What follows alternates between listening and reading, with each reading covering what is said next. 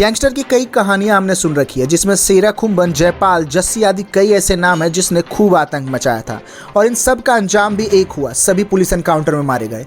लेकिन दिल्ली के रोहिणी कोर्ट में जो गैंग वॉर देखने को मिला वो वाकई चौंकाने वाला था।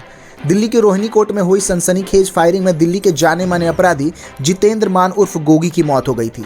बताया जा रहा है कि टिल्लू गैंग के बदमाशों ने वकीलों के भेष में अदालत पहुंचकर गोगी की हत्या कर दी थी।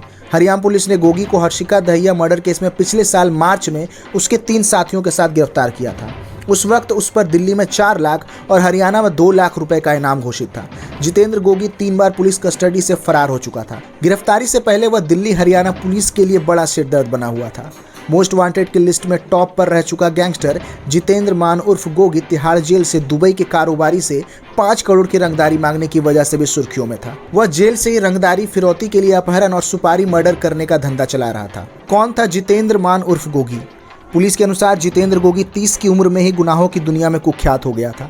ये कई बड़ी वारदातों में शामिल रह चुका था। नरेला में आम आदमी पार्टी के नेता वीरेंद्र मान को गोगी गैंग के लोगों ने ही 26 गोलियां मारकर उनकी हत्या कर दी थी।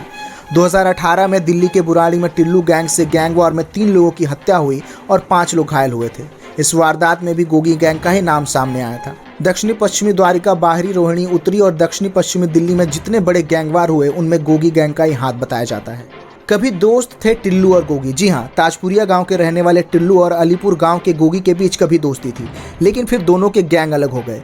कभी जिगरी यार रहे गैंगस्टर गोगी और टिल्लू ताजपुरिया के बीच 2010 में बाहरी दिल्ली में एक कॉलेज छात्र संघ चुनाव में रंजिश शुरू हुई, जो गैंग वार में तब्दील हो गई। उसके बाद से वर्चस्व की लड़ाई को लेकर सुनील उर्फ टिल्लू और गोगी गैंग के बीच दुश्मनी चली आ रही है। दोनों के बीच गैंग वॉर में 25 से ज़्यादा लोग मारे जा चुके हैं। कुछ गैंग वॉरों में 50 से 100 राउंड तक फायरिंग भी हुई। टिल्लू भी तिहाड़ से ही गैंग ऑपरेट कर रहा था।